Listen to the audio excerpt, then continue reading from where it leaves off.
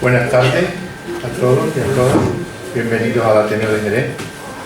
Gracias por estar aquí en nuestra casa, la Casa de la Cultura. Siguiendo con el ciclo, el documento del mes, hoy nos toca hablar sobre la Segunda República, sobre las elecciones. Bueno, le voy a dejar la palabra también a Cristóbal, al responsable del archivo municipal, y después leeré un breve currículum del extensísimo que tiene Diego Caro Cancela, y le dejaremos a él la palabra en nombre del Ateneo de Jerez y también del archivo, aunque los días te agradecemos, pues, por supuesto, la deferencia y de venir al Ateneo y darnos a conocer parte de los sucesos de la historia que, bueno, pues, que también se dio en nuestra ciudad en esos tiempos. Así que le voy a dejar la palabra a Cristóbal. Leo un poco del currículum de Diego y le damos la palabra. Gracias. Muy bien, buenas tardes. Muchísimas gracias por su asistencia esta tarde aquí hoy. Y gracias también a Diego Caro Cancela, un historiador más que consolidado en Andalucía y un referente para muchos alumnos y para muchos otros historiadores, además de haber hecho aportaciones muy valiosas que continúan lógicamente sirviendo a la historiografía local y andaluza, sobre todo en materia de historia social, movimiento obrero, república, etc., ¿no? Es muy conocido su trabajo sobre el sexenio democrático, uno de sus primeros trabajos, y lo hemos invitado, entre otras muchas razones, no solo por este amplio historial, sino también porque es un perfecto conocedor del archivo municipal de Jerez. Yo me acuerdo que cuando el archivo estaba en unas condiciones bastante lamentables sobre palés de madera en la calle Rosario, ya Diego, antes de que yo entrara, conocía el archivo y lo frecuentaba, ¿no? Debía ser, yo no estaba entonces, sino que acababa de aterrizar allí, y ya yo lo veía por allí. Eso debía ser el año 1984, 85 aproximadamente. El archivo donde está actualmente se inauguró en 1986, pero cuando yo andaba de práctica en la calle Rosario, entonces ya él andaba hurgando en los papeles, ¿no? Yo entonces no tenía conocimiento apenas ninguno del archivo, y veía personas como él y otros como por ejemplo Antonio Cabral y otras personas también que aún en aquellas condiciones duras, ¿no?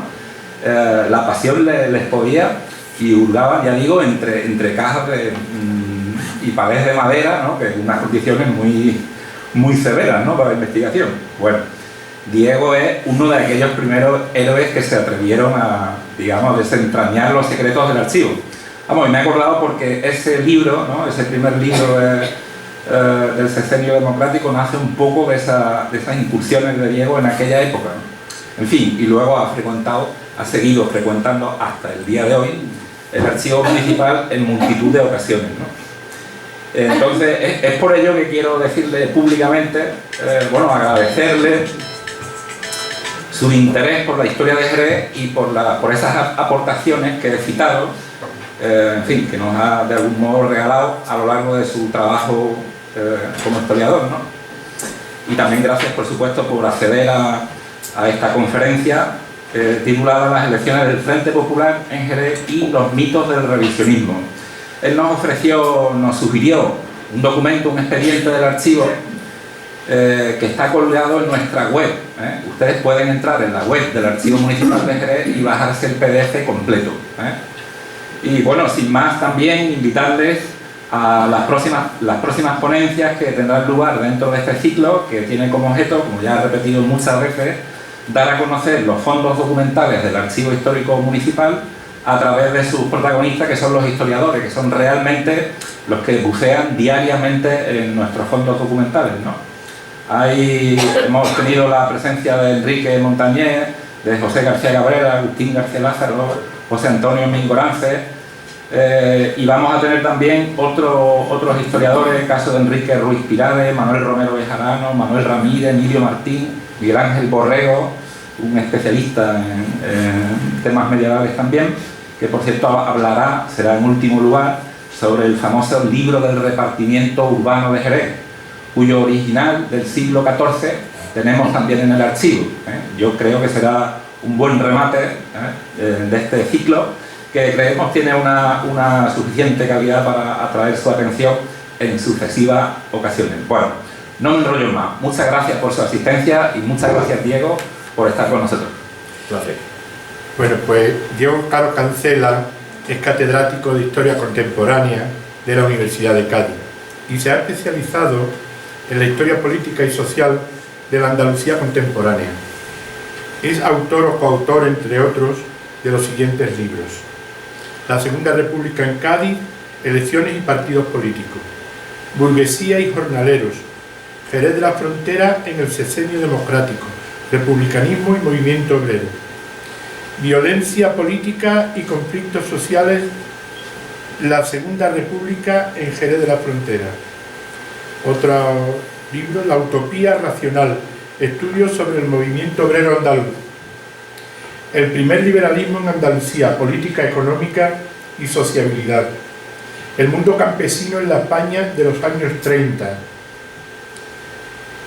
100 años de socialismo en Andalucía; Diccionario biográfico de parlamentarios de Andalucía; El botín de guerra en Andalucía; Cultura represiva y víctimas de la Ley de Responsabilidades Políticas, 1936 a 1945; El movimiento obrero en la historia de Jerez y su entorno, en el 2015; Parlamento y política en la Sevilla del siglo XIX, en el 2016, y la Revolución de 1868 en Andalucía en el 2018. Por supuesto, esto es abreviadísimo, como sabéis, del historial que tiene Diego y de la experiencia que tiene nuestro conferenciante. Gracias, Diego, y te damos la palabra. Muy bien, muchas gracias. ¿Esto está encendido ya? ¿Sí? Ahora. ¿Me escucha bien? Sí. Perfecto. Bueno, pues buenas tardes a todos y a todas, y quiero decir que es para mí un placer intervenir en este ciclo y encontrarme aquí acompañado por tantos amigos, compañeros, alumnos, con los que he compartido pues mucho tiempo de clase, de docencia y de charlas como historiador. Le agradezco a Cristóbal las palabras, no solamente a haberme invitado a este ciclo y estar acompañado por tan buenos colegas y amigos en la investigación de la historia de Jerez de todos los tiempos, y con los que, bueno, pues de vez en cuando hemos hecho alguna que otra tertulia allí en el archivo, y también le agradezco que hayan organizado el archivo y el Ateneo este ciclo, que yo creo que es muy interesante desde el planteamiento de hacer una intervención al calor de un documento. Yo ya comentaré después por qué he escogido este documento y su explicación. Y además creo, también le doy las gracias al Ateneo por acogernos, y me recuerdo que esta clase yo la pisé durante varios años como tutor de la UNED aquí de Jerez, por tanto estoy repitiendo una actividad que hice bastante frecuentemente cuando esto era el centro asociado de la UNED de Jerez. Digo que es bueno que de vez en cuando se organicen este ciclo de charlas de historia, porque nos permiten a los historiadores salir de nuestra torre de marfil profesional e intentar trasladarle a un público no especializado algunas de las modestas investigaciones que hacemos, sobre todo porque lo hemos visto en estos últimos días al calor de los debates que ha habido en el Parlamento. De vez en cuando se sacan acontecimientos históricos tergiversados, manipulados e incluso con una gran carga de mala fe. Por eso yo creo que es bueno que en general, el público en general, los que no son especializados, pues conozcan acontecimientos importantes de nuestro pasado reciente, porque yo creo que explican muchas cosas. Y además yo creo que permiten desmontar mitos y tópicos absolutamente infundados. Esta conferencia se planteó por Cristóbal, la planteamos hace ya varios meses, y es curioso cómo en esta semana, en estos últimos días, se está hablando en la prensa, incluso yo creo que algunos lo han escrito, de que en España hay otro gobierno del Frente Popular. La verdad, digo, mira, qué oportunidad para comentarlo, ¿verdad? Si esto es un gobierno del Frente Popular o no. Yo digo que ya que no, ¿verdad? No tiene nada que ver con lo que pasó en 1936.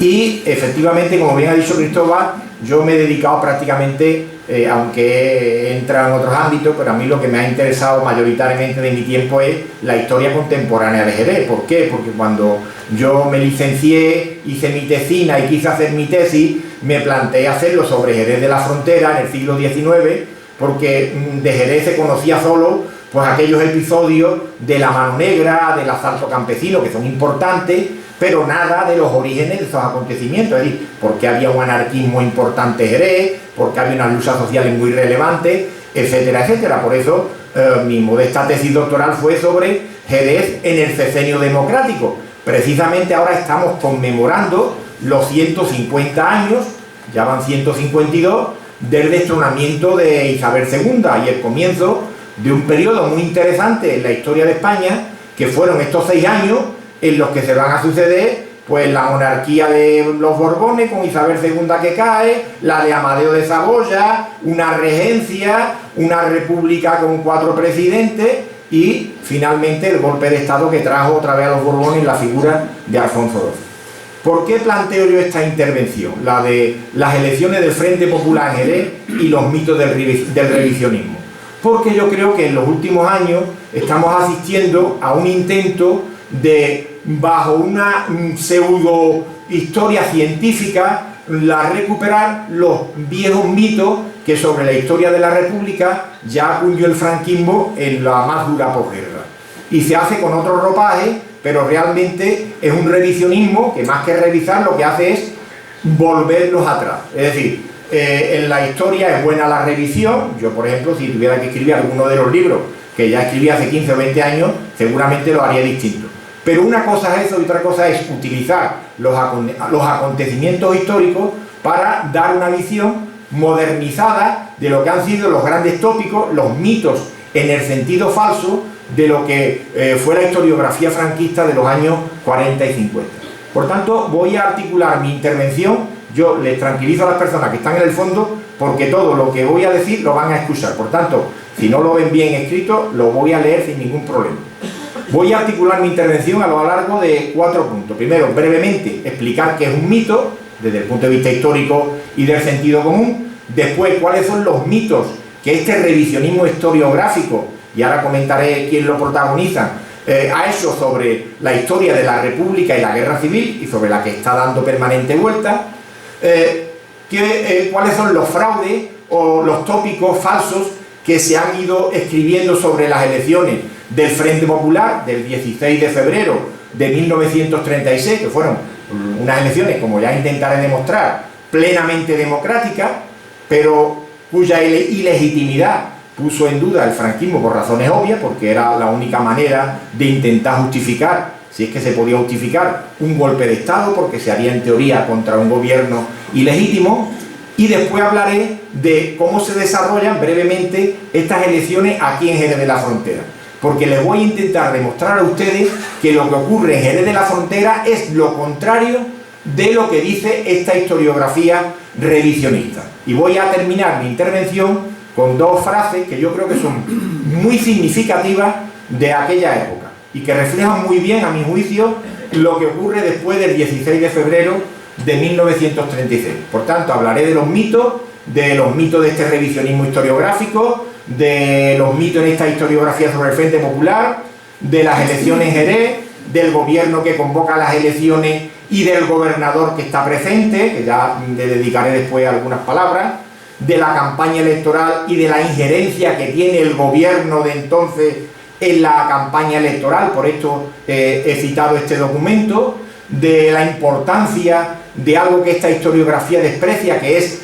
la masiva participación de los trabajadores anarquistas en favor de un gobierno o de una candidatura de izquierda, que es lo que voy a pretender demostrar, que decide las elecciones en provincias como Cádiz, en donde la implantación anarquista era muy importante, y después comentaré brevemente los resultados de Jerez y alguna conclusión.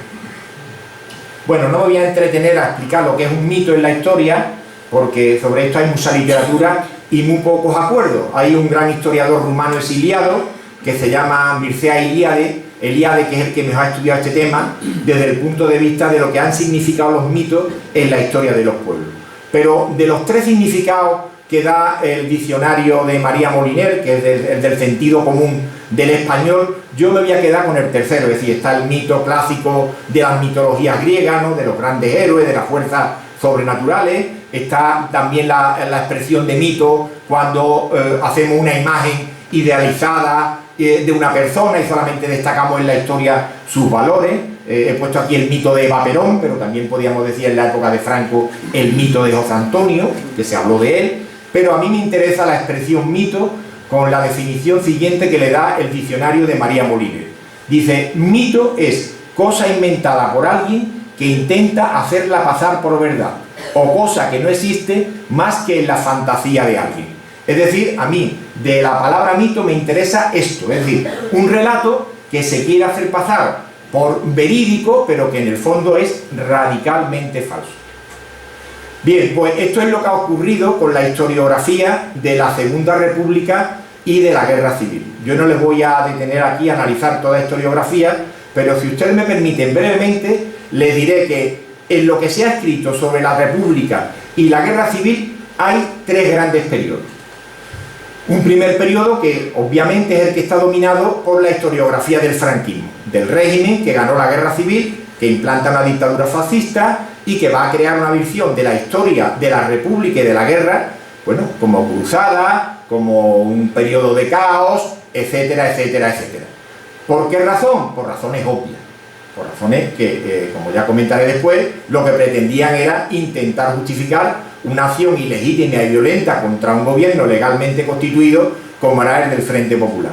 Después de este periodo, en los años finales de los 70, primeros años de la transición hasta los 80, la historia de la República y la guerra se hace de una manera científica fundamentalmente en los ámbitos universitarios. Es decir, se quita la propaganda, se pueden editar en España ya los libros de los grandes hispanistas, de Hugh Thomas, de Gabriel Jackson, de Pierre Vilar, etcétera, etcétera, que es una historia, bueno, cada uno de estos historiadores tiene su ideología, porque nosotros no estamos hablando de una ciencia exacta como las matemáticas, sino de una ciencia social. Los historiadores somos personas, pero yo creo que lo que distingue a un historiador profesional de un aficionado o de alguien que entra en este mundo sin bagaje ninguno es que intenta contar lo que hay en función de los documentos disponibles y por tanto se trata no de contar una verdad oficial, pero por lo menos una verdad o una historia que esté al calor de los documentos de los que se disponen en los archivos. Lo que no vale es construir un relato histórico en función de los documentos que a mí me interesan, excluyendo o obviando los que van en contra de la hipótesis que yo planteo.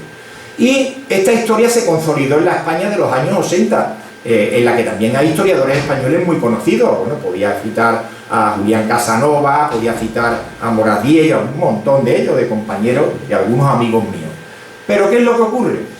Que en los años 90 hay un cambio político importante en España. Gana las elecciones a partir del año 96 el Partido Popular, este país parece que se hace algo conservador, y resulta que en España hay una sociedad, una parte de la sociedad que no se ve reflejada, que no se siente identificada con esta historia que se había construido desde ámbitos universitarios sobre la República y la guerra, que no le convence, porque es una historia progresista, de la izquierda, etcétera, etcétera, etcétera. Y como en todo negocio, pues aparece el oportunista de turno, que dice, bueno, yo tengo ahí 10 millones de votantes del Partido Popular, de ideología conservadora, a la que no le gustan las historias que han escrito otros, por tanto yo le voy a escribir una historia de la República y de la guerra que le gusta a este tipo de público. Y entonces aparecen gente, bueno, quizás el más conocido sea Pío Moa, pero hay otros como él, ¿no? Un tipo que era locutor en la COPE, César Vidal, bueno, que escriben libros como Surro, pero que lo que hacen es poner al día los mitos, los tópicos de la literatura franquista de los años 40 y 50. Y es una historia que ha tenido cabida pues, en la fundación intelectual o ideológica del Partido Popular, la FAES, que incluso tiene su propia colección de libros de historia y de biografía. El otro día, sin ir más lejos, uno de estos historiadores presentaba una biografía de Alejandro Lerroux, como si no hubiera ya una magníficamente escrita por José Álvarez Junco. Bueno, pues como nos interesa vender una imagen de Lerroux, que era un político corrupto, de los más significados del centro derecha de la Segunda República, bueno, pues inventamos una historia y lo presentamos ahora como un político de centro, moderado, al que las izquierdas le hicieron imposible su gobierno. Y entonces en esa estamos, es decir, estamos ahora intentando, desde ámbitos académicos, reconstruir una historia más científica, más apegada a los documentos, etcétera, etcétera. ¿Cuáles han sido los grandes mitos que ha construido esta historiografía revisionista sobre la República y la guerra? Francisco Espinosa, Paco Espinosa, que es un historiador que ha escrito magníficos libros sobre la guerra civil, sobre todo, menos sobre la República, en un reciente artículo que tienen ustedes colgado en internet, El revisionismo en perspectiva, de la FAES a la Academia, dice que los mitos de este revisionismo sobre la República y la guerra son 10. Primero dice, la proclamación de la República la presenta como algo irregular, es decir, la República fue un régimen ya nacido y legítimo. ¿Por qué dicen esto? Porque fue proclamada a raíz de unas elecciones municipales, en donde dicen ellos, es que la mayoría de los concejales eran monárquicos. Bueno, sí, pero es que allí donde el voto no estaba dominado por el caciquismo, los resultados electorales fueron catastróficos para la monarquía y en la mayor parte de las capitales de provincia y las grandes ciudades ganó la coalición republicano-socialista. Por tanto, donde la opinión pública era libre, el sentimiento republicano estaba claro. Aquí en Jerez, por ejemplo, lo cuento yo aquí en mi libro, fue un empate, 19 concejales monárquicos y 19 concejales republicanos socialistas, que por cierto, a partir del 14 de abril, estos concejales monárquicos apoyan sin ningún problema al primer alcalde republicano de Jerez, que era Manuel Moreno Mendoza. Después dice, la República además se dedicó a perseguir a la Iglesia y al clero, incluso los gobernantes de republicanos alentaron la quema de conventos. Otra mentira, lo tengo que decir con todas las letras, porque mirad, no le hizo más daño a la República que estas quemas de convento de mayo de 1931. ¿Por qué? Porque la República estaba recién llegada y había ahí una masa de católicos que cuando vieron estos sucesos, vinculados a una extrema izquierda todavía confusamente explicada, gente vinculada a grupos anarquistas, a una izquierda radical en la que está un amigo de Ramón Franco, que era Pablo Rada, en fin, una serie de incidentes que desde luego arruinaron al primer mes de República el prestigio del nuevo régimen, en el sentido de que muchos católicos no se van a ver reflejados a partir de ahora en este régimen y van a arruinar, por ejemplo, el proyecto político que tenían dos políticos monárquicos que ahora eran republicanos, Miguel Maura y Alcalá Zamora, de crear un partido conservador republicano y de centro. Y claro, esto no le hizo ningún bien a la República. Por eso incluso aquí en Jerez, yo lo cuento en el libro, destacados dirigentes anarquistas de Jerez condenaron estas acciones cuando se producen aquí en la ciudad y se desvincularon completamente de ellas. Bueno, hablan de que la República fue un régimen de caos, de conflicto, bueno, como todas las cosas. Y tampoco podemos olvidar aquí el mapa, el contexto europeo, en donde estamos en una sociedad afectada por los desequilibrios de la Primera Guerra Mundial, con problemas económicos y sociales, y en este aspecto la República Española no es más que la expresión en nuestro país de lo que está ocurriendo en otros países de Europa, y que en algunos casos van a terminar con la implantación de dictaduras fascistas, como será el caso de Italia o el caso de Alemania. Después dicen, el golpe de Sanjurjo, es decir, un golpe de derecha contra la República, el 10 de agosto de 1932, dice, fue irrelevante, no tuvo importancia. Ah, no tuvo importancia, ¿verdad? Pues aquí en Jerez, que por cierto, si ustedes cogen cualquier libro de historia, le contarán que el golpe de Sanjurjo solamente tuvo éxito en Sevilla, es decir, es un golpe de un militar de derecha que está en contra del gobierno que hay entonces, de Azaña, y que intenta dar un golpe de Estado. Se dice que para corregir el rumbo de la República, acabar con toda la discusión del Estatuto de Cataluña, etcétera, etcétera. Bueno, pues ese golpe, que lo preparan los militares de extrema derecha, fracasa en toda España y tiene éxito también aquí en Jerez. Yo lo conté en mi libro en su día, porque aquí en Jerez, en la mañana del día 10 de agosto, el teniente coronel y el coronel de la Guardia Civil detienen a 15 concejales y dirigentes obreros durante varias horas, y la ciudad queda controlada por ellos, hasta que ya el golpe fracasa en el resto de España y tienen que rendirse. Y fue irrelevante, lo presentan porque el general Sanjurjo, que es hecho prisionero cuando intentaba escaparse hacia Ayamonte, lo juzga un consejo de guerra, lo juzga el Tribunal Supremo, lo condena a muerte, se le conmuta a cadena perpetua, y un gobierno de derecha que llega en el año 34, es decir, más o menos un año y medio después del golpe, resulta que lo amnistían y lo perdonan. Y Sanjurjo abandona España y se refugia en Portugal, desde donde participa en la preparación del golpe de Estado contra la República. De hecho, ustedes sabrán igual que yo, que Franco se convierte en el jefe de las fuerzas rebeldes porque Sanjurjo, que era el que estaba preparado para encabezar el levantamiento, por lo visto cargó más equipaje de la cuenta en el avión y tal como despegó de Portugal se pegó el trompazo, ¿verdad? Pero el líder, el que los militares golpistas pretendían colocar al frente de la rebelión, era el general Sanjurjo. Bueno, por tanto no fue un golpe irrelevante, puesto que hubo detenciones, en el caso de Madrid hubo tiroteos que provocaron más de 15 muertos, etcétera, etcétera. Después dice también esta historia, es que la izquierda no aceptó la victoria de la derecha en el 33. Bueno, no la aceptó, lo que pasa es que después de lo que viene en el 33, lo comentaré después, es un bienio que no tiene nada que ver con lo que había anteriormente. Y con esto voy a desacralizar una imagen de la República como si los 5 años estos fueran 5 años plenamente democráticos. Después comentaré algunas cosas, pero es que en este bienio 1934-1935 se deroga, se anula toda la legislación del primer bienio y se abolen las bases de trabajo, se vuelve otra vez a los salarios de hambre, al que os dé de comer la República, etcétera, etcétera, etcétera. Bueno, se dice también que el golpe de Estado verdadero fue el que inició la izquierda en el 34 con motivo de la huelga general que triunfa en Asturias. En fin, cosa que yo creo, no vamos a juzgar aquí estos acontecimientos, pero bueno, fue una respuesta que dio la izquierda ante lo que entendía que era el verdadero peligro de la llegada de un régimen fascista a España, que no lo encarnaba en los años 30 Falange Española, sino que para la izquierda española el peligro fascista venía de la mano del Partido Católico que había fundado o que había construido Gil Robles y que se llamaba la CEDA, la Confederación Española de Derechas Autónomas, que era una coalición de partidos en la que estaban integradas las derechas arezanas. Y no podemos olvidar que fue un partido católico el que establece una especie de dictadura en Austria en aquellos mismos meses, bombardeando los barrios obreros de Viena. Entonces, para la izquierda, el que la CEDA llegara al poder era realmente el peligro de un fascismo en España, porque Falange era entonces un partido, con todo mi respeto, de muy pocos militantes y de muy poca implantación en el país. Después se dice que España recuperó la normalidad en este bienio.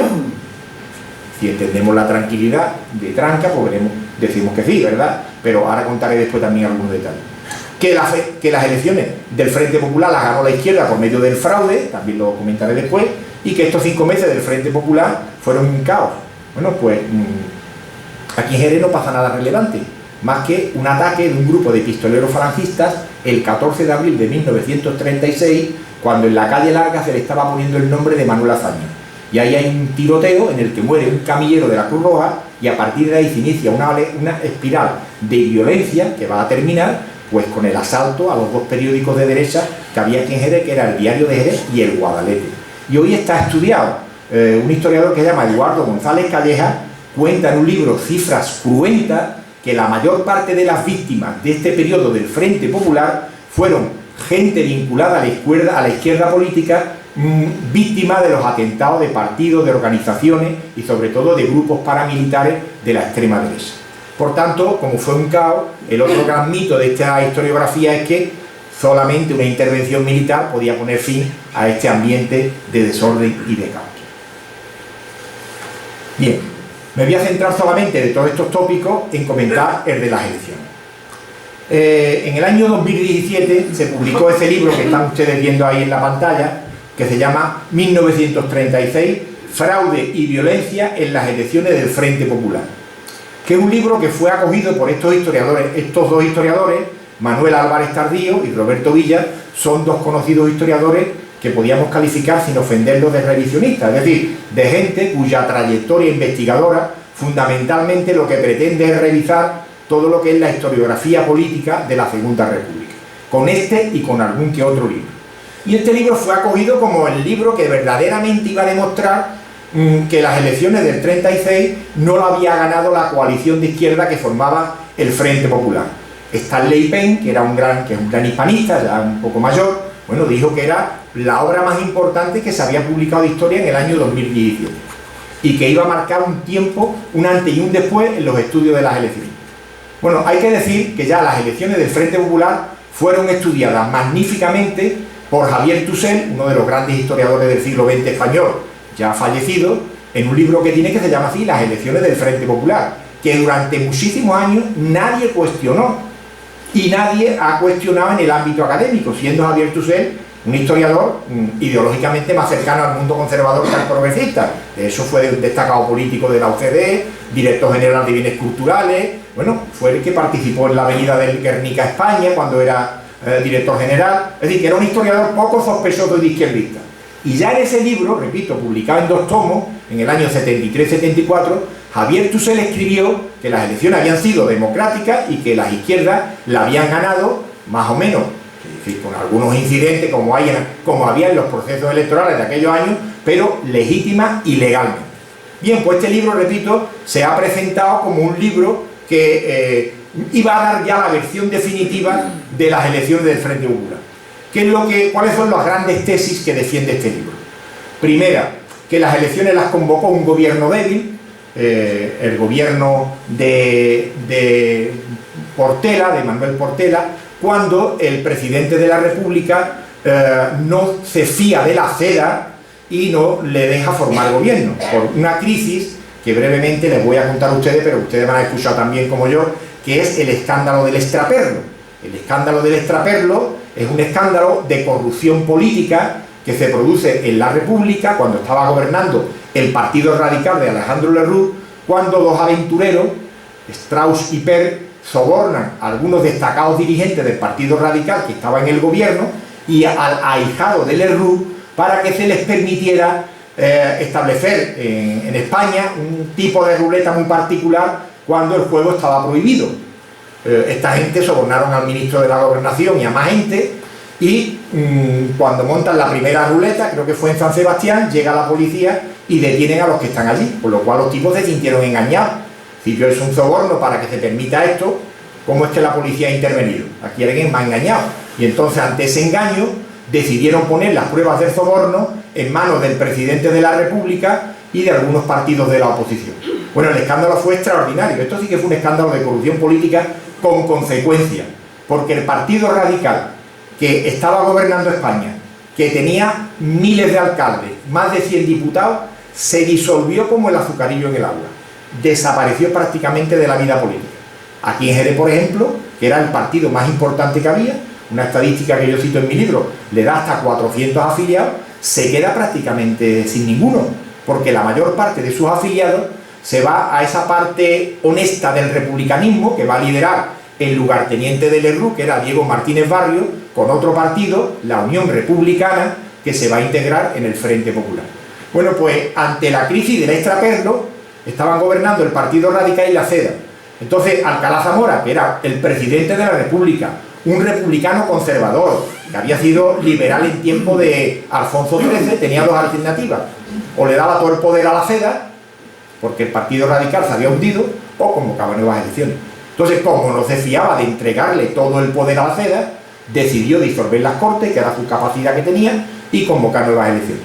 Ya esa noche hubo maniobras, como diría la canción, maniobras orquestales en la oscuridad de Gil Roble con Franco, que era jefe del Estado Mayor, para ver si declaraban el estado de alarma y tomaban el poder. Lo que pasa es que no fue a más. Y entonces Alcalá Zamora le encarga formar gobierno a un político gallego de centro, Manuel Portela Valladares, con la única finalidad exclusiva de que convocara nuevas elecciones. Entonces se convocan estas nuevas elecciones y, a diferencia de lo que ocurre en muchos sitios de España, en Cádiz concretamente, los seguidores de Portela van unidos por las derechas a las elecciones.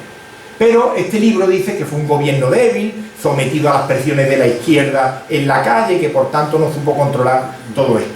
Dice también que la violencia de la izquierda fue permanente y que hizo imposible que la gente votara libremente, que por tanto la victoria de las izquierdas fue fraudulenta e ilegítima, porque en algunas provincias se manipularon los resultados electorales, la gente vinculada a la izquierda se incautó de las actas, e incluso que se ordenó la repetición de las elecciones en 2 provincias, en Cuenca y en Granada, como así ocurrió.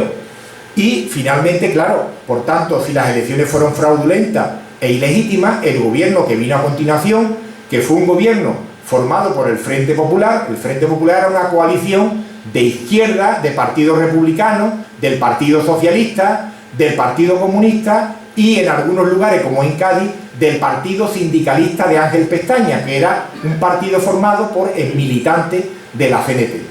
Esa coalición de izquierda fue la que forma el Frente Popular.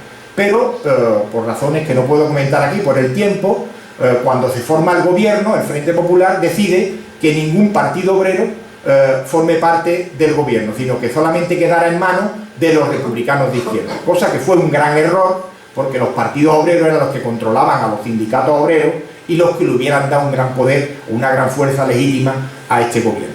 Bueno, yo no me voy a entretener a comentar todas las debilidades y todos los problemas que tiene este libro, porque este libro lo ha comentado extensamente mucha gente. Yo modestamente también he hecho mi aportación. Los historiadores, bueno, algunos, tenemos en internet una página que se llama Academia, en donde colgamos los trabajos que queremos. Y yo a este libro, cuando salió, le dediqué una recensión de más de 20 páginas que no quise publicar en ninguna revista porque no me apetecía y quería colgarlo. Y entonces lo colgué en mi página de Academia y ahí está con el título de El canon del revisionismo y la historia local. Porque yo lo que más le critico a este libro es que haya ignorado sistemáticamente, en un estudio que pretende ser de toda España, lo que muchos historiadores han hecho o hemos hecho en las historias de las provincias. Cuando, por ejemplo, lo que ocurre en Granada es un fraude electoral tan espectacular que dos compañeros míos de la Universidad de Granada la han estudiado y calculan que la mitad de los votos que recibió la candidatura de Deresa el 16 de febrero fueron un auténtico fraude. Y como, por ejemplo, un candidato socialista de Granada, Fernando de los Ríos, en la campaña electoral esa, no pudo hacer campaña en algunos pueblos de Granada porque a la entrada los estaban esperando unas partidas de escopeteros que no le dejaban entrar. Entonces, este es el libro. Hay otra crítica que le ha hecho un historiador catalán, José Luis Martí Ramos, y más gente. Bueno, pues estos serían los tópicos con los mitos de la derecha. ¿Qué es lo que ocurre con las elecciones del Frente Popular en la provincia de Cádiz y en Jerez? Bueno, pues primero lo que ocurre es que, como en el viejo caciquismo, lo primero que hace el gobierno de Portela Valladares, que tenía la pretensión, Portela Valladares, que era un político gallego, de aprovecharse del aparato del Estado para crear una especie de partido de centro al margen de las derechas conservadoras y del Frente Popular de Izquierda. Y el instrumento iba a ser los gobiernos civiles para controlar la formación de las candidaturas y desde las candidaturas sacar a los diputados que a ellos les interesaban. Bien, en casi toda España este partido de centro de Portela Valladares fue en coalición con las derechas, menos en Lugo, en donde hubo una coalición del Frente Popular con este partido. Pero ¿qué es lo que ocurre en Cádiz con este partido? Bueno, pues con Portela Valladares, pues que va a traer para preparar las elecciones a un viejo conocido de la provincia de Cádiz, a un gobernador civil que había estado ya en Cádiz desde mayo del 34 a diciembre del 35 y que se llamaba Luis de Armiñán y Odriozola. Armiñán lo conocerán ustedes, lo sonará porque este señor era el padre de un conocido director de cine de España, que era Jaime, creo que vive todavía, Jaime de Armiñán. Bien, pero ya este había sido gobernador civil de Cádiz por el Partido Radical, pero ya no estaba en el Partido Radical. Este es uno de los muchos que se van y ahora se presenta en Cádiz como gobernador civil al servicio de este proyecto de Portela Valladares para construir el centro político que decían ellos. ¿Por qué era conocido Luis de Armiñán como gobernador civil de Cádiz cuando está del 34 al 35?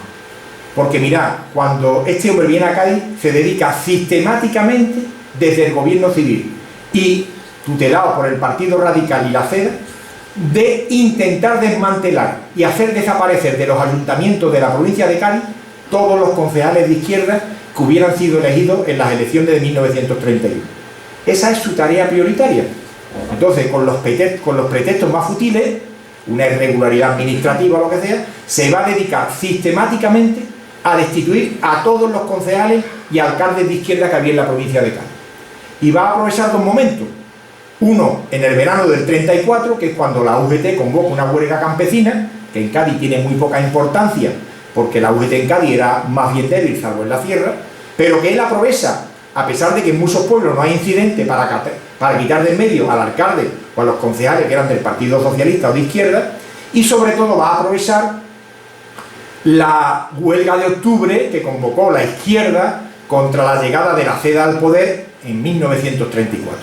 Esa huelga en Cádiz no tiene más ninguna importancia, solamente tiene éxito breve en Prado del Rey, que en aquella época se llamaba Prado Libre, y en donde la izquierda controla el pueblo, le prende fuego a los archivos, pero bueno, al poco rato llega la Guardia Civil de Villamartín y acaba con eso. Bueno, ¿por qué es lo que hace Luis Darmiñán?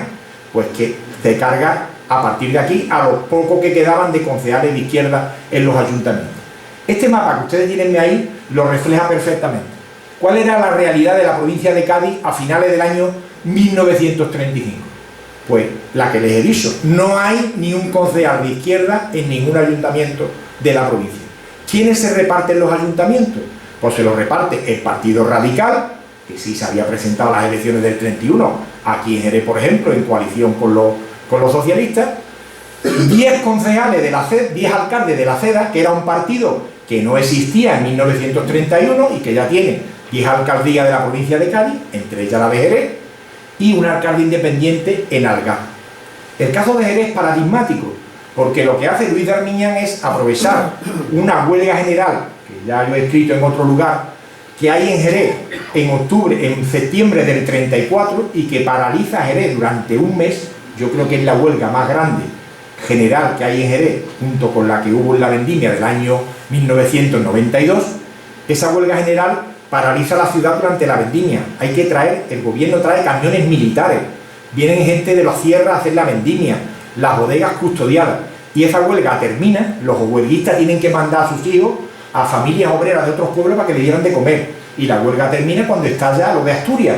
Inmediatamente el gobierno declara el estado de guerra, militariza los servicios públicos y por tanto los huelguistas pues tienen que volver derrotados a los TAP. Y esta es la realidad que hay aquí en Jerez. Es decir, en Jerez nos encontramos cuando el Frente Popular convoca las elecciones con un ayuntamiento en donde hay 17 concejales de la CEDA, repito, que no existían en 1931 ni se habían presentado a las elecciones, 10 del Partido Radical y 8 que eran concejales gremiales, que era la candidatura con la que se habían presentado a la derecha en el 31. Por tanto, no quedaba ni un concejal republicano de izquierda, por supuesto, ninguno socialista ni nada. Y este es el ayuntamiento, repito, que se encarga aquí en Jerez de tutelar, y eso es lo que cuenta el expediente, estas elecciones.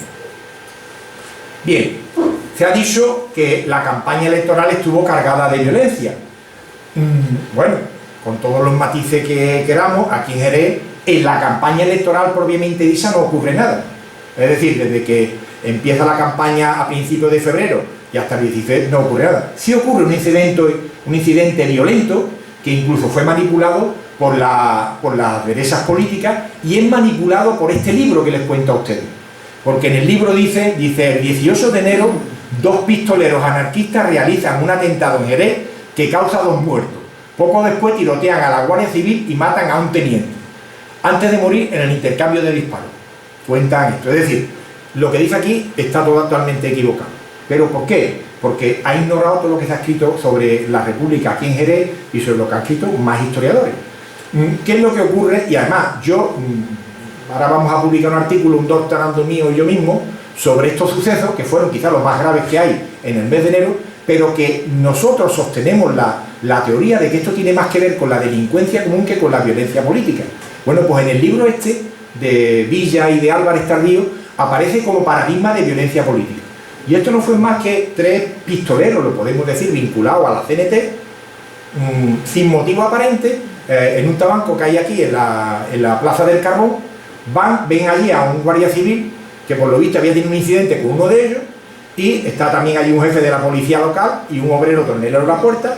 Llegan, tirotean a los que están dentro, ¿y a quién matan? Al tornelero de 60 años que está en la puerta, que era un obrero de la UGT, por cierto, al que se le hace una acuestación y suscripción para darle dinero a su familia. Cuando se ocurre esto, hieren a un guardia, salen corriendo, se van para Arco, y en Arco, amanecen en Arco, y allí ya avisa a la Guardia Civil, le tenían preparada una encerrona, llegan a un bar para desayunar, y entonces interviene la Guardia Civil. Entonces allí en el tiroteo en Arco es cuando mueren, de los 3 mueren 2, uno sobrevive, y nosotros hemos tenido la suerte, o nos lo han facilitado, de localizar el expediente del que sobrevive y del consejo de guerra que se le, de la instrucción judicial que se le hace, etcétera, etcétera, hasta el 18 de julio, y matan ellos en el tiroteo a un alférez de la Guardia Civil de Arco. Bueno, digo yo que esto tiene más que ver con la delincuencia común, porque fíjense ustedes lo que es la cosa. La CNT de Arco, cuando tiene conocimiento de estos acontecimientos, condena el tiroteo, se desvincula de ello, y tenía prevista una reunión que suspende. Es decir, que la propia militancia cenetista se desvincula completamente de estos acontecimientos que, repito, que en esta historiografía se presenta como de violencia política. Yo creo que, repito, que es más de violencia, de delincuencia común que otra cosa. Bueno, pues ahí les voy a leer a ustedes lo que publicaba el Diario de Jerez, que entonces era un diario cuyos propietarios no tienen nada que ver con la familia que lo posee hoy. En aquella época el Diario de Jerez lo había comprado la Comunión Tradicionalista, el carlismo, y su director era el mismo, era un tipo que no vivía en Jerez, que se llamaba Domingo Tejera, y que era también el director de otro periódico carlista de Sevilla que se llamaba La Unión. Bueno, el carlismo estaba conspirando contra la República para cargársela militarmente desde el año 1934. Por eso creó el Requeté, que era el brazo armado del carlismo. Bueno, pues el Diario de Jerez presenta este incidente de la siguiente manera. Las izquierdas comienzan su campaña electoral. Próximas están las elecciones. Lo de anoche es un acto de terror y un anticipo de la política que, de triunfar, seguiría el conglomerado izquierdista. Es decir, un acontecimiento que ocurre un mes antes de las elecciones, que no tiene nada que ver ni con los partidos ni con los sindicatos vinculados al Frente Popular. Pues se manipula intencionadamente, lo manipuló el Diario de Jerez intencionadamente, y lo han manipulado estos historiadores en este libro, que meten en el libro, en un cuadernillo de imágenes, estas imágenes que yo les pongo a ustedes ahí, de 2 de los pistoleros en el suelo muertos, que proceden de un periódico de aquella época que se llamaba Mundo Gráfico.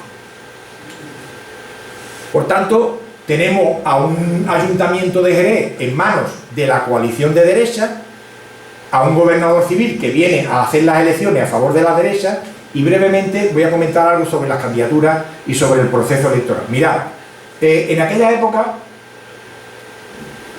el sistema electoral era distinto al de hoy. Primero, no había Congreso y Senado, solamente había Congreso. El Congreso de los Diputados se elegían 473 diputados. Y en el caso concreto de la provincia de Cádiz se elegían a 10 diputados. Y el sistema que había electoral no tenía mucho que ver con el de ahora. Hoy votamos al Congreso a un partido político, la papeleta entera. Si se nos ocurre tasar un nombre, la papeleta es nula. En aquella época no. En aquella época en Cádiz, por ejemplo, los electores podían votar en su papeleta hasta 8 nombres de los que le ofrecían los partidos. Lo lógico era que un votante de izquierda votara la candidatura de izquierda completa, o que el de derecha también lo hiciera, pero no. Aquí en Cádiz se va a dar un caso curioso que ahora comentaré brevemente. La candidatura de izquierda se hace sin mayores problemas. Los partidos de izquierda se ponen de acuerdo porque, en cierto modo, las izquierdas habían aprendido la lección del bienio anterior, y lo habían aprendido mal los anarquistas, que habían puesto en marcha un ciclo insurreccional contra el gobierno de la República, en el que se producen las 2 huelgas generales esta conocidas, de enero del 32 y de enero del 33, que termina con los sucesos de Casas Viejas, tan sangrientos y que tanto impacto causaron en la República. Pero ahora todos los partidos de izquierda se dan cuenta de que después de Asturias hay 30.000 presos en las cárceles, que las sociedades obreras están disueltas, y que por tanto de lo que se trataba no era de un combate de izquierda a derecha, sino de democracia-fascismo. Eso también entronca con el cambio de política de la Internacional Comunista, que pasa, después de la experiencia de Hitler en Alemania, de defender lo que era la clase contra clase y el conflicto entre la socialdemocracia y los comunistas, y antepone el discurso también de democracia y fascismo. Entonces hay un acuerdo entre todos los partidos de izquierda para presentar candidaturas conjuntas en toda España y en todas las provincias, en función de la implantación que tenía cada una. Y el programa era muy sencillo. Primero, una amnistía para sacar de las cárceles a los 30.000 presos políticos y sociales que había, y en segundo lugar, retomar todas las reformas que se habían intentado ejecutar en el primer bienio. El programa no tenía nada ni de comunista, ni de revolucionario, ni nada que se le parezca. Ponía en marcha la reforma agraria, la laicización de la educación, etcétera, etcétera. Pues bien, frente a este escenario en las izquierdas, de unidad, en la derecha en Cádiz va a haber tres problemas graves, que no son la culpa de la derrota, sino que también tiene otro factor. Primero, no van con un programa conjunto, porque la candidatura de derecha en Cádiz, me la tengo apuntada por aquí, había dos candidatos que eran de Renovación Española, que era un partido de los monárquicos alfonsinos. Ahí estaba Ramón de Carranza y el hijo del conde de los Andes, el marqués de Liceda, Francisco Moreno Herrera, que repito, era un partido que estaba conspirando contra la República prácticamente desde el año 32. Les recomiendo, si ustedes dudan de mi palabra, hay un libro recién aparecido de Ángel Viñas que se llama ¿Quién quiso la guerra civil? Y en ese libro se hace una información, o se da una información muy interesante sobre Jerez, porque este historiador, que es un gran historiador de este periodo, ha manejado los fondos del archivo que el conde de los Andes, Francisco Moreno Zuleta, tenía en su casa y que el actual conde ha depositado en la Universidad de Navarra del Opus Dei. Y en esos archivos se pone en evidencia, y lo demuestra el libro, cómo el conde de los Andes, Francisco Moreno Zuleta, se convierte en un agente clave de la conspiración monárquica contra la República desde el año 32, desde su exilio en Viana. Repito, utilizando la misma documentación del archivo del conde de los Andes. Entonces, claro, por un lado tenemos a los monárquicos alfonsinos que están desde el año 34 en negociaciones con la Italia fascista para la compra de armas. En ese libro se cuenta, por primera vez, que el 1 de julio, 18 días antes del 18, se firma un contrato entre estos monárquicos alfonsinos, con Pedro Sáenz Rodríguez a la cabeza, y la Italia fascista de compra de aviones y de armamento para los golpistas. Eso da las pruebas Ángel Viña en el libro, que hasta ahora no lo conocíamos, gracias a lo que ha encontrado en los archivos italianos. Bueno, pues está este partido, está la Comunión Tradicionalista, que era otro partido que defendía otra monarquía, la conservadora, la tradicional. Está los restos del Partido Radical con un candidato de los Portelas estos, y la CEDA, que ponía 3 candidatos porque era el partido más importante. De estas elecciones aquí de estas elecciones había 3 candidatos, que eran Moreno Herrera, el diputado de la CEDA, García Tance, que era un notario, que era el jefe de ese partido aquí en Cádiz, y también estaba Juan José Palomino, que era un bodeguero, Palomino y Vergara, que era de la Comunión Tradicionalista. Entonces, el primer problema que tiene la derecha, no tienen programa, no se ponen de acuerdo en un programa. Segundo problema, el papel que había hecho Palomino como diputado en las anteriores Cortes. Juan José Palomino, como diputado tradicionalista y como bodeguero, se cargó el primer reglamento que se aprueba para poner en marcha el Consejo Regulador del Vino, el que establecía una zona de producción como hay ahora y una zona de crianza como hay ahora. Zona de producción con una serie de pueblos, que yo no le voy a decir a ustedes, y una zona de crianza en donde están las bodegas, que son Sanlúcar, El Puerto y Jerez.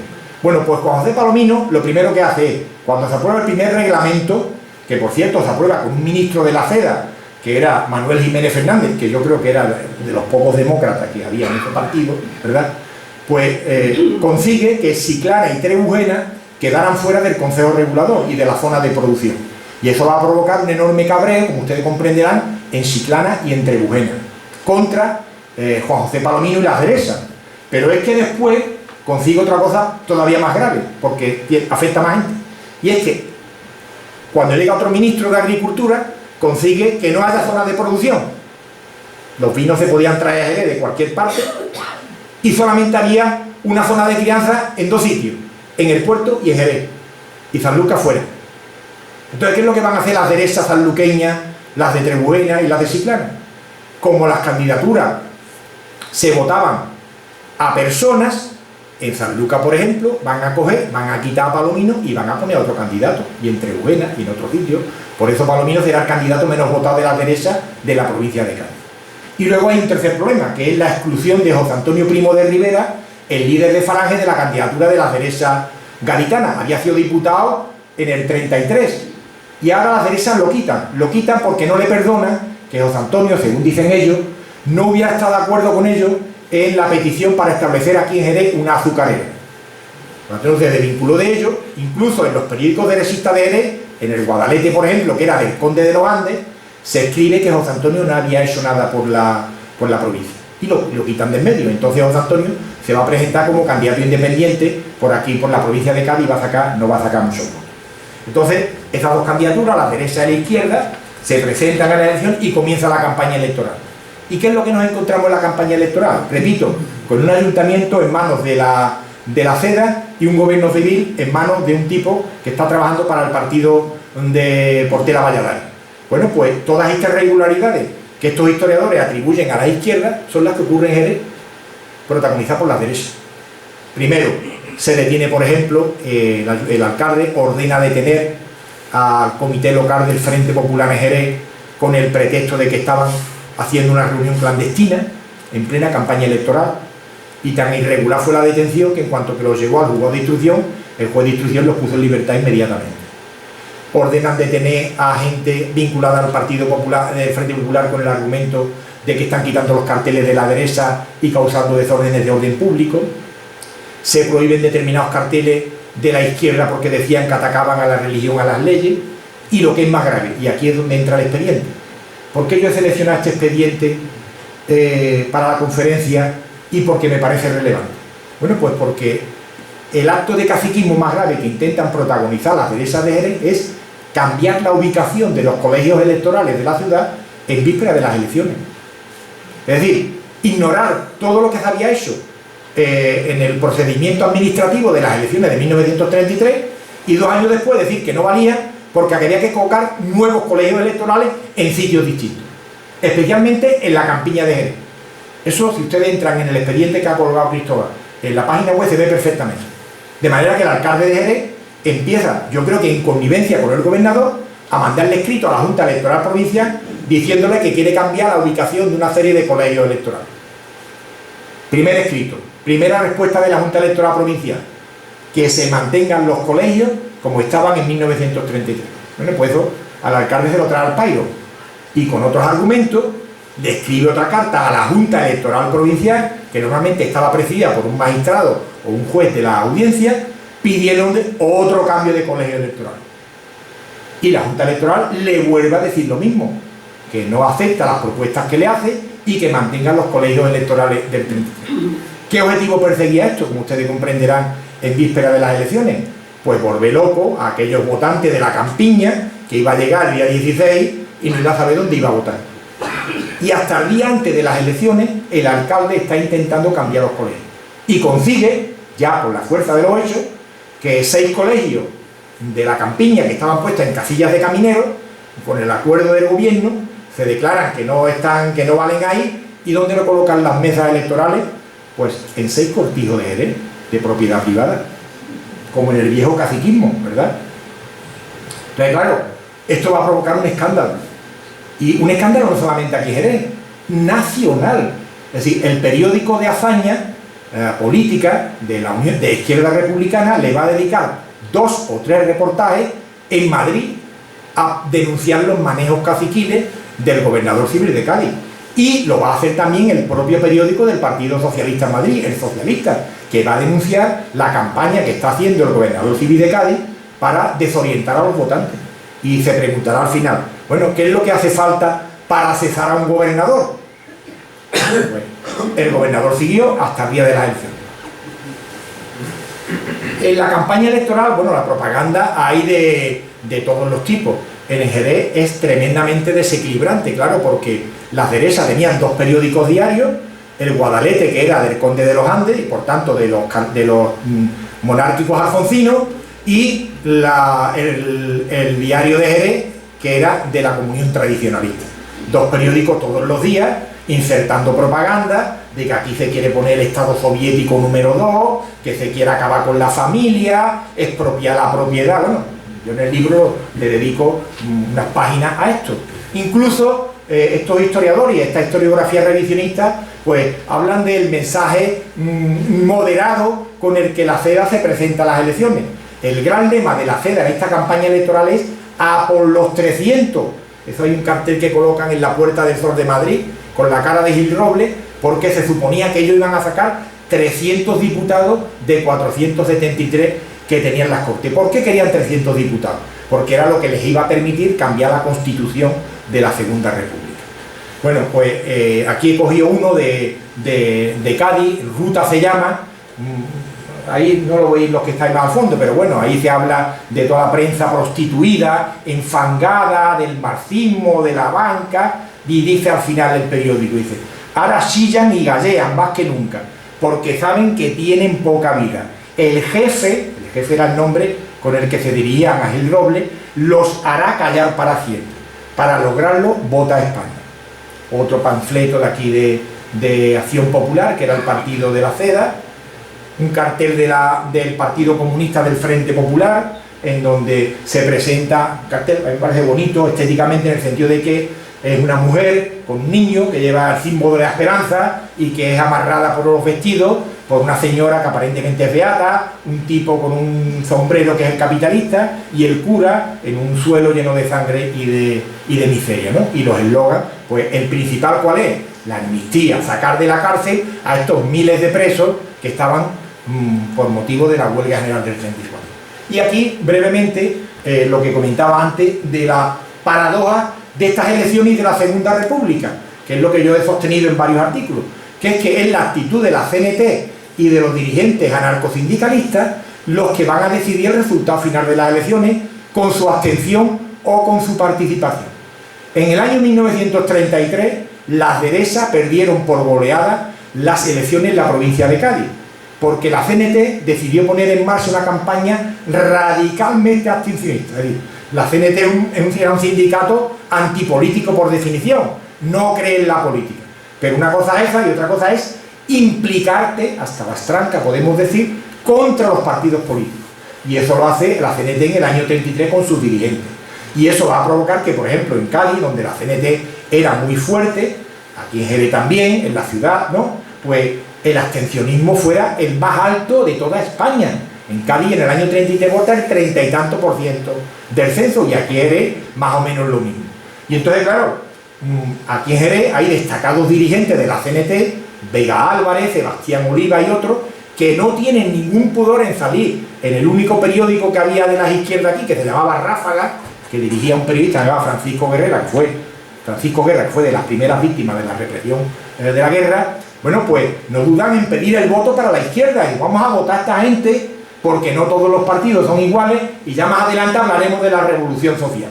Bueno, esto se ha discutido mucho, esta gente minusvaloran la participación obrera en las elecciones. Yo le doy mucha importancia porque los datos de Cádiz, ahora lo veréis ustedes, son demoledores desde mi punto de vista. La portada del principal diario de la CNT de España el día antes de las elecciones: amnistía, que era el lema del Frente Popular. Y fíjense ustedes, si las derechas tenían muy claro lo importante que iba a ser la participación o no de los votantes vinculados a la CNT, que en Cádiz, en Madrid, aquí en Jerez no lo he encontrado yo. Aparece un cartel que es el que yo les pongo a ustedes aquí a la derecha en rojo: obrero consciente, las izquierdas y los socialistas te van a engañar, obrero consciente, no vota tu verdugo. Confederación Nacional de Defensa del Trabajo. ¿Eso qué era? Si quitamos lo de defensa, pues ya tenemos Confederación Nacional del Trabajo. Bueno, lo denunciaron los propios anarquistas de la CNT en aquellos días. Era un cartel de propaganda pagado por las derechas para incentivar el abstencionismo de los obreros en las elecciones. Incluso el propio Stanley Penn cuenta en su libro dedicado a Falange, el primero que escribió, que hubo intentos de soborno a algunos destacados dirigentes de la CNT de Cádiz que rechazaron, por ejemplo, como fue el caso de Vicente Ballester, para que incentivara esta abstención. ¿Por qué es muy importante esto? Pues ahí tienen ustedes los datos, que yo se los voy a leer por las personas que están al fondo de la sala. Estos son los resultados de las elecciones en Jerez, en Cádiz y en Jerez. Los de arriba son los de Cádiz. En el 33 votaron, ya da número redondo, 98.000 personas, y las izquierdas sacaron 30.000 votos y las derechas 65.000. Faltan ahí unos miles de votos que sacó en el 33 la candidatura del Partido Radical, que iba aparte, Pero fíjense ustedes los resultados. Votaron 98.000 personas. ¿Cuántas personas votan en el 36? 163.000, es decir, casi el doble. Por tanto, el índice de participación pasó del 37% al 59%. ¿De dónde habían salido esos votos? Mayoritariamente de votantes, familias y personas vinculadas al mundo del anarcosindicalismo que fueron a votar. Por eso, si ustedes suman las cuentas, veréis cómo la diferencia entre las izquierdas y las derechas cambian sustancialmente por la llegada de estos nuevos votantes. Las izquierdas sacan en el año 33 30.000 votos y en el 36 98.000 votos. ¿Le han quitado algún voto a las derechas? No. Las derechas solamente pierden 1.000 votos. Es decir, si las izquierdas no hubieran recibido este aluvión de votos del mundo anarcosindicalista, hubieran ganado otra vez las elecciones en la provincia de Cádiz. Porque sacaron 1.000 votos menos en la provincia, pero es que en Cádiz, en Jerez sacan 1.000 votos más. Y sin embargo perdieron las elecciones. Por tanto, ¿a dónde fueron los nuevos votantes del 36? Mayoritariamente a las papeletas de izquierda. 64.000 votantes más, 67.000 votantes más para la izquierda. ¿Cuánto perdió la derecha? 1.000 votos. Pero en el caso de Jerez todavía más significativo. En Jerez hubo 12.000 votantes en el 33 y habrá 20.000 en el 36. Es decir, 8.000 votantes más. ¿Cuánto sacaron las izquierdas en el 33? Unos ridículos 2.000 votos. ¿Cuánto sacan ahora en el 36? 11.000 votos, 9.000 votos más. Y las derechas, pues sacan casi 1.000 votos más de 1.000 votos. ¿Y qué es lo que ocurre? Que pierden las elecciones. ¿Por qué? Porque las izquierdas han sumado 9.000 votantes más, pero las derechas solo 1.000. Y en Jerez ganan las izquierdas por 11.700 y pico de votos, cuando las derechas sacan 9.000 votos. Por tanto, este es el dato de Cádiz, y yo lo he escrito, como digo, permitidme que me cite modestamente. En la página mía de Academia tienen ustedes 3 artículos, uno sobre Cádiz, otro sobre Andalucía y otro sobre España, dedicados a analizar esto provincia a provincia, ciudad a ciudad, para intentar demostrar. Por tanto, la izquierda ganó las elecciones en Cádiz y la va a ganar en todos los distritos y provincias en donde la CNT era importante. Y yo creo que eso, junto con el hundimiento del Partido Radical, con la fuga hacia la izquierda de este sector moderado del Partido Radical que había abandonado al grupo por su corrupción, es lo que va a determinar el resultado final de las elecciones. Y a continuación se forma el gobierno que les comentaba a ustedes. Se forma un gobierno del Frente Popular sin los partidos obreros. Bien, ¿hubo fraude o no hubo fraude? Bueno, aquí tienen ustedes 2 testimonios que yo creo que son muy reveladores. Uno de Ramón de Carranza, que por cierto fue uno de los 2 diputados que sacaron las derechas en el 37. Repito, había 8 diputados y 2 diputados por la minoría. El Frente Popular sacó 8 diputados y en Cádiz las derechas sacaron solamente 2 diputados, Carranza y el porterista, y Canals, ¿no? Bien, ¿a quién le atribuye Carranza la derrota de las elecciones en un artículo que escribe el 23 de febrero del año 36, una semana después de producirse los resultados en Cádiz? No habla nada de fraude, no habla nada de corrupción electoral, ni de violencia. Lo habla a la incomprensión de las derechas del momento que atraviesa España, a las clases que componían estos partidos, en donde predominaba la indiferencia, la apatía y la cobardía moral, de que la mitad de los votantes masculinos no acudieron a votar y de que les faltaban interventores. Y además dice, los jefes de los partidos derechistas no supieron apreciar que el problema más urgente que se ventilaba era el social. Es decir, Carranza escribe un artículo una semana después de las elecciones y no cita para nada, este presunto hipotético fraude que se ha denunciado por esta historiografía revisionista. Bien, pero más clarividente, más premonitorio es lo que escribe el Diario de Jerez, repito, en manos de la comunión tradicionalista, que estaba metido hasta las trancas en la conspiración monárquica, repito, desde el año 32.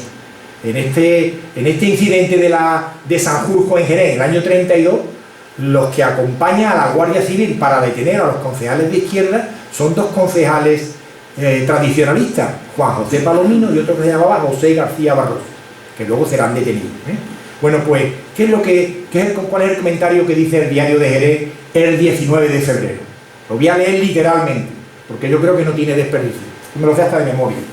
Dice, las derechas, mejor dicho, los españoles, tienen que ir pensando en otra cosa. Con las elecciones no se arregla esto. Y si se vuelven a convocar, hay además el peligro de que nadie vote. Porque este extraperlo conocido por sufragio inorgánico a nadie convence. ¿Bueno? Esto ocurre en febrero. Al mes siguiente pues empezaron a preparar esa otra cosa. Digo ya, conocido los altos mandos militares, es cuando se empieza a preparar, que ellos ya estaban metidos en esto, por eso lo tenían claro. En fin, termino. Perdón. Conclusiones. Bueno, primero, después de lo dicho, yo creo que lo del fraude, repito, no por lo que yo haya escrito, sino que hay otros historiadores más solventes que yo que lo han comentado, no se sostiene. Hay otro libro que les puedo citar a ustedes, de José Luis Martín Ramos, que se llama La España del Frente Popular, en donde cuenta todo este periodo y lo cuenta verdaderamente de una manera extraordinaria, que también se ha dedicado a criticar de las elecciones. Bien, ¿qué conclusión establecería yo? 4, a pesar de que ahí me equivoco alguno. Primero, la Segunda República, con todos sus problemas, no hay ninguna duda que fue la primera democracia de la historia contemporánea de España. Esto lo digo yo y lo decía hace 20 años quizá el apóstol de estos revisionistas, que es Stanley Payne, un historiador que hoy se dedica a escribir y a apadrinar y a bendecir las cosas de Pío Moa. Bueno, él escribe un libro que está muy bien en el año 1993, que se llama así, La primera democracia española. Yo comprendo que todo el mundo tiene derecho a cambiar de opinión, aunque luego los hechos no lo confirmen. Segundo, no podemos considerar a la Segunda República como un periódico compacto, unitario y con las mismas características. En el caso de Jerez lo demuestra lo que ocurre en el 34 y en el 35. Hay un bienio en donde el gobierno se dedica a acabar con toda la oposición política eminentemente de izquierda, cerrando los locales obreros, deteniendo a sus dirigentes, en un ambiente, bueno, que provoca que, por ejemplo, en una ciudad como Jerez, tan conflictiva en años anteriores y con unos sindicatos tan potentes, en el año 1935, en Jerez y en Cádiz, en la provincia, no hay ni una sola huelga. ¿Por qué? Porque no había nada por qué protestar. Las habrá en el 36, las habrá en el 34. Pues esto lo explicaría un sociólogo que diría por las estructuras de las oportunidades políticas, porque la gente sabía que no podía protestar, como tampoco habría huelga en el 40, ni en el 41 de España, después de la Guerra Civil. Y habría motivo por la hambre que había. Después, las elecciones del Frente Popular, hoy día nadie discute desde el punto de vista de la academia y de la universidad, que fueron unas elecciones plenamente democráticas. Repito, me remito al libro de Javier Tussell de hace 40 y tantos años, donde ya queda claramente demostrado que no hubo ningún tipo de fraude ni ningún tipo de irregularidad, más que los defectos que podía haber en una sociedad como la española de los años 30. Lo que hay aquí, es lo que he intentado demostrarle a ustedes, es que todos los vicios, todas las irregularidades, no las protagonizaron previamente las izquierdas, pero por una razón muy elemental, porque las izquierdas, cuando se convocan las elecciones, no tienen ningún poder político. El poder político de la ciudad lo tiene un ayuntamiento gobernado por la CEDA, y el poder político de la provincia la tiene un gobernador civil al servicio del gobierno que quiere manipular las elecciones en favor de esta hipotética fuerza de dentro. Y por último, porque muchas veces leemos república, la república no provocó ninguna guerra civil. Vamos a ver si nos comparamos también con Europa. Lo que ocurre aquí en España es lo que ha ocurrido también antes en Alemania y antes en Italia o en Polonia o en otro sitio. Es decir, hay un conflicto social muy importante. Lo que pasa es que en Alemania el partido nazi, cuando Hitler llega al poder en enero del 33, en un mes liquidó a toda la izquierda política y sindical. Y Mussolini va a tardar 2 años en Italia, con las patrullas paramilitares por las calles, hasta que ya en el año 24 matan a Matteotti y se establece una dictadura fascista plena. Aquí lo que ocurre es que el intento de aniquilación por parte de la extrema derecha hacia la izquierda va a durar una guerra civil y 3 años, pero por una razón muy sencilla, porque el ejército, que era el que tenía que dar ese golpe de Estado, se divide por la mitad. Y hay una parte que se mantiene leal a la República y lo pagarán caro, y otra parte que se suma al golpe de Estado. Lo mismo ocurre con las fuerzas de la Guardia Civil, que son las que, entre otras cosas, por ejemplo, abortan y participan en la anulación del golpe de Estado en Barcelona, con un coronel Aranguren, que lo pagará muy caro siendo católico, apostólico y romano, y que en cuanto que pudieron lo fusilaron. Y también por la reacción de las fuerzas de izquierda y de las milicias obreras, que no dudan, como en el caso de Madrid, en Jaén y en otros sitios, en tomar las armas y rodear los cuarteles de los golpistas y acabar con ellos. Por tanto, esta dicotomía de presentar una república que terminaría en una guerra civil es radicalmente falsa e históricamente muy poco científica. Repito, la república fue un régimen democrático, un régimen como nunca se había conocido en la historia de España, consolidará los partidos de masa, que por primera vez se consolidan estos años, y desde luego quienes se cargaron a la república fueron aquellos partidos y aquellas organizaciones que desde el año 32, como ha contado muy bien Ángel Viña en su último libro, estuvieron conspirando contra ella. Y repito, resulta sintomático que 18 días antes del golpe de Estado se estuvieran comprando armas ya desde el año 34 para poner fin a esta experiencia democrática. Muy bien, pues yo me dejo que lo quedo aquí. Muchas gracias por vuestra atención y ahora, si queréis, hablamos todos. Venga.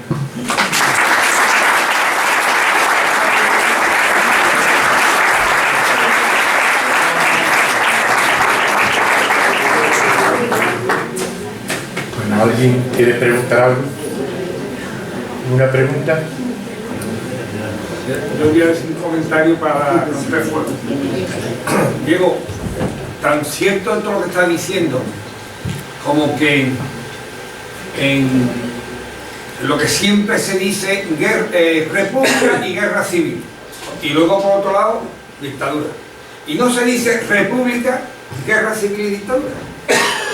O sea que ya está manipulado las palabras desde un primer momento. Es guerra civil, república provoca guerra civil, solución la dictadura, cuando no es república. Digo que... Claro, me agrada que estés de acuerdo conmigo, Pepe. Es que, sí, no, en el sentido siguiente, es decir, ¿cuál fue el argumento ideológico que va a utilizar o que van a utilizar los militares golpistas para justificar su golpe de Estado? Pues lógicamente es decir, hay un gobierno que nace de unas elecciones fraudulentas, por tanto es un gobierno ilegítimo. Todo lo que hagamos para cargarnos un gobierno ilegítimo estaría plenamente justificado. Ese es el soporte ideológico que tiene la causa general que abrió el régimen de Franco a partir del año 40 contra la República, cuando Serrano Zúñez tenía todo su poder, para que todo el mundo testimoniara los fraudes que había cometido el Frente Popular. Pero claro, eso a estas alturas ya no se sostiene, digo desde el punto de vista académico. Aquí lo que tenemos son un grupo de gente que intentan hacernos pasar lo blanco por negro sin ningún tipo de ajuste a lo que se ha investigado en las provincias. Y yo aquí reivindico la historia local, en el sentido de que no podemos construir historias nacionales acudiendo solamente a los periódicos de Madrid, porque la visión que se tiene y que se aporta desde las provincias es mucho más enriquecedora que la que se hace desde la villa.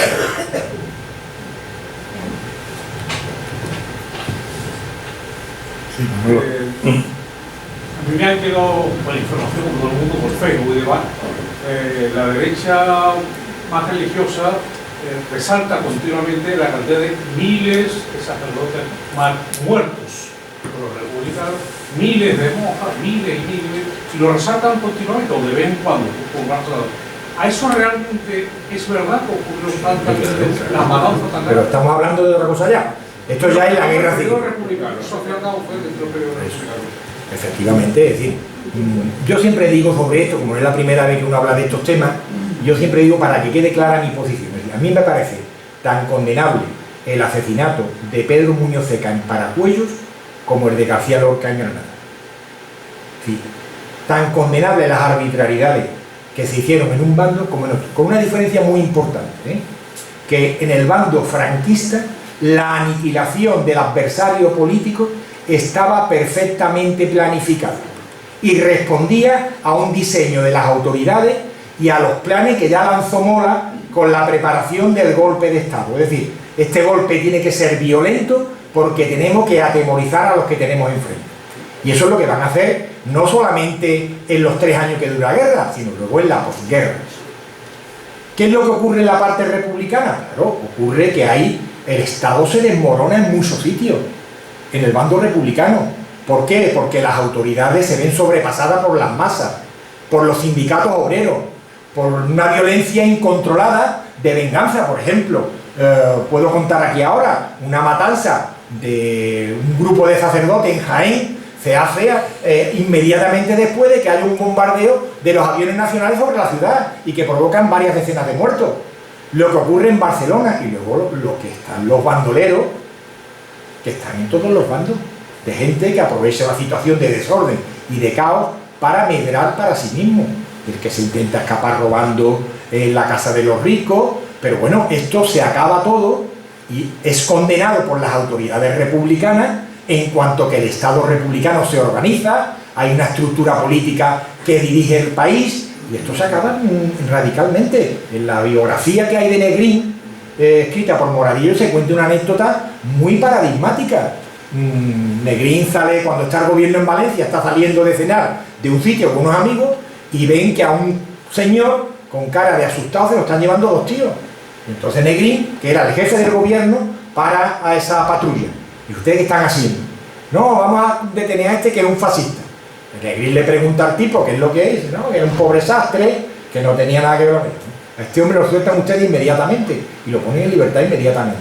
Quiero decir que hay una diferente actitud en un bando y en otro. Las víctimas fueron, por supuesto, en los 2 bandos hubo abusos, pero en uno estuvo planificado desde antes del golpe de Estado, que es lo que tenemos que tener claro. Que basta leer, bueno, la película esta de Amenábar, tan buena en el sentido este, no voy a contar otro aspecto de la película, ¿no? Es decir, hay unas instrucciones de aterrorizar al enemigo para paralizarlo y que no se mueva. Y llegan a los pueblos y cogen a los concejales de Frente Popular, a la gente de izquierda y la fusilan en el acto o a los pocos días.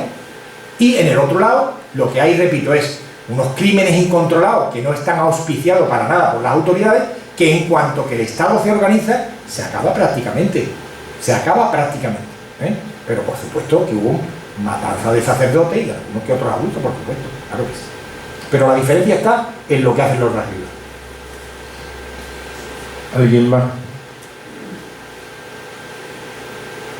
Bueno, pues si no, vamos a dar por finalizado esta conferencia.